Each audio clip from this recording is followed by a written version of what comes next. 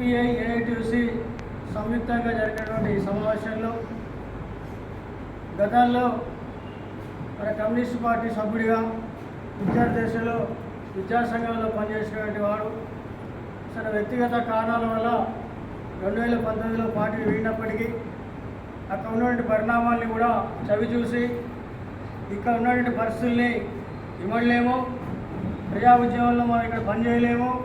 ప్రజా ఉద్యమంలో ఉండాలంటే కమ్యూనిస్ట్ పార్టీ లక్ష్యమైనటువంటి సంకల్పంతో ఈరోజు మరి తిరిగి మన మాతృ సంస్థలకు వచ్చినటువంటి శ్రీనివాస్ రెడ్డి వారు బీఆర్ఎస్ పార్టీ పట్టణ అధ్యక్షుడిగా కొనసాగుతున్నటువంటి వారు ఈరోజు మన యూనియన్కి మన మాతృ సంస్థలకి మన సిపిఐ పార్టీకి మన ఏఐటీసీలో రావడం చాలా సంతోషంగా భావిస్తూ ఉన్నాం. అదే క్రమంలో మరి భవిష్యత్తులో కూడా